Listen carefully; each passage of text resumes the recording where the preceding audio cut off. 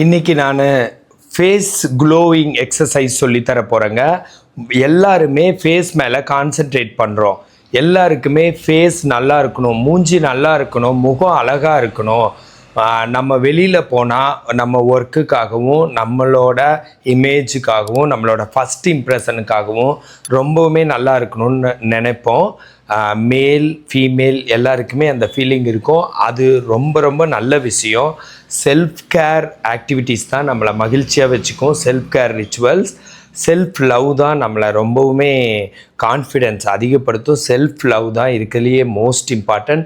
Self love இருக்கிறவங்க தான் அடுத்தவங்க மேலேயும் அன்பு செலுத்த முடியும்.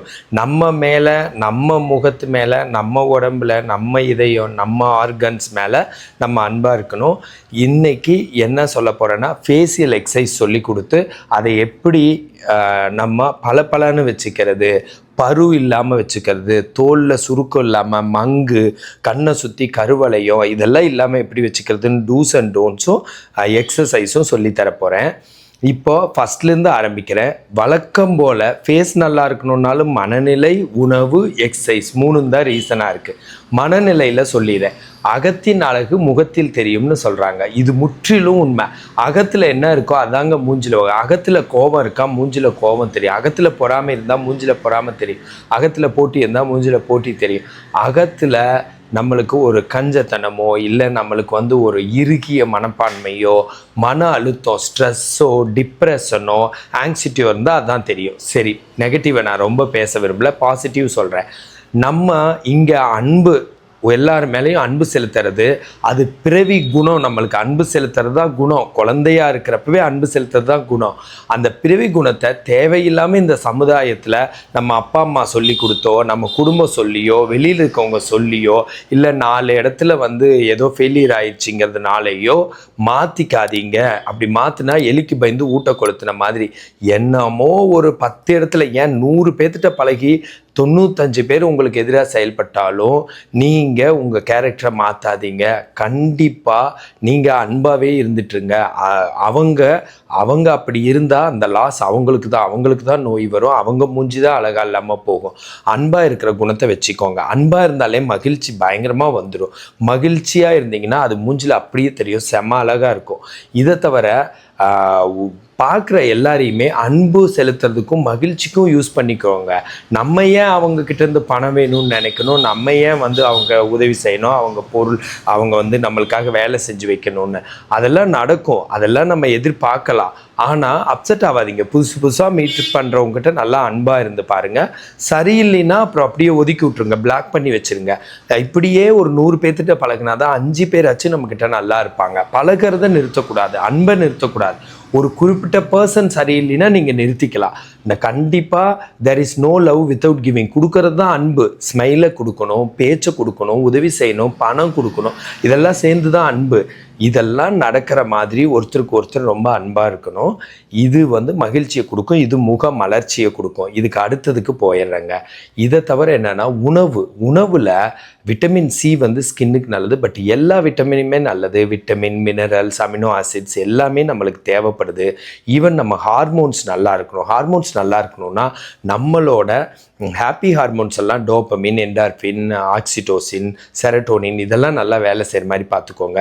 அதேமாதிரி லெப்டின், கிரெலின், இன்சுலின் அண்டு இது தைராய்டு ஹார்மோன், பிட்யூட்ரி இதெல்லாம் நல்லா வேலை செய்கிற மாதிரி பார்த்துக்கோங்க. கார்டிசோலுங்கிற ஸ்ட்ரெஸ் ஹார்மோன் நம்மளுக்கு ரிலீஸ் ஆகாமல் கம்மியாக ரிலீஸ் ஆகிற மாதிரி பார்த்துக்கோங்க. ஸ்ட்ரெஸ் ஆகாதீங்க, நல்லா பழங்க. அப்புறம் ஆக்சிடோசின்ல லவ் ஹார்மோன், லவ் பண்ணுங்க, ஹக்கு, கிஸ்ஸு, அப்புறம் எல்லா ரொமான்ஸ் இந்த மாதிரி விஷயங்கள் உங்களோட அழகை கூட்டும் கண்டிப்பாக. இது ஒன்று. இதெல்லாம் டெய்லி வாழ்க்கையில் இருக்கிற மாதிரி பார்த்துக்கோங்க.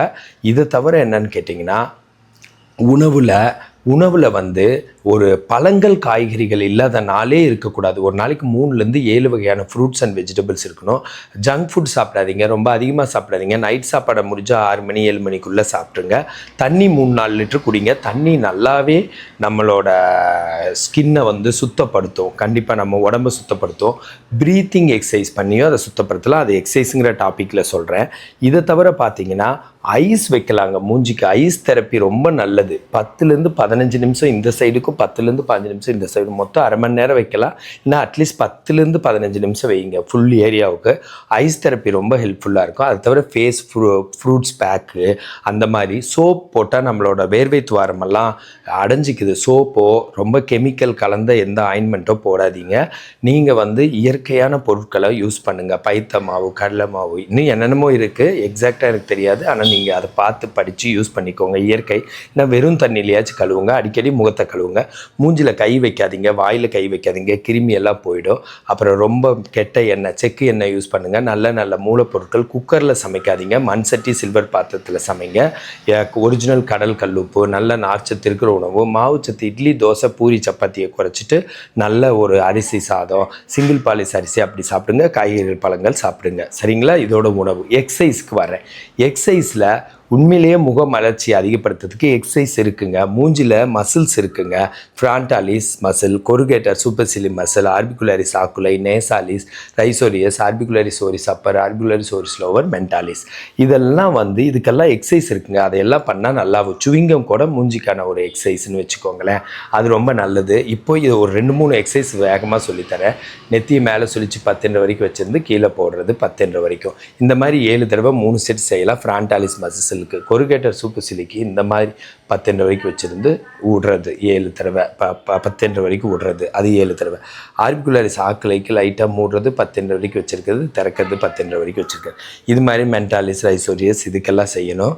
ஈவன் இதுக்கு ஃபேஷியல் எக்ஸசைஸு ஃபேஸுக்கு ஹெல்ப் பண்ணுற மாதிரியே ப்ரீத்திங் எக்ஸசைஸ் ஃபேஸுக்கு ஹெல்ப் பண்ணும். ப்ரீத் இன், கோல்ட், ப்ரீத் அவுட். இப்போ ஒன்று மட்டும் சொல்லித்தரேன். டயஃப்ரமேட்டிக் ப்ரீத்திங் சொல்லித்தரேன். வயிறு வரைக்கும் மூச்சை இழுங்க 7 தடவை, ஹோல்டு பண்ணுங்க 7 தடவை, மூச்சை வெளியில் விடுங்க 9 கவுண்ட்டு. வெளியில் விடுறது கொஞ்சம் அதிகம், ஏன்னா ரெசிடியல் வால்யூம், கெட்ட காற்றெல்லாம் வெளியில் போகும். அது வந்து நம்மளோட செல்லுக்கெல்லாம் ஆக்சிஜன் கிடைக்க வைக்கும். இது இந்த மாதிரி ஹெல்த் டிப்ஸ் வேணுன்னா என்னை ஃபாலோ பண்ணுங்கள். ஃபிசியோதெரப்பி கன்சல்டேஷன் வேணுன்னா எனக்கு கால் பண்ணுங்கள். ஃபிசியோதெரபிஸ்ட் நல்ல ஆப்பர்ச்சுனிட்டிஸ் வேணுன்னா எனக்கு கால் பண்ணுங்கள். This Prakash physiotherapist.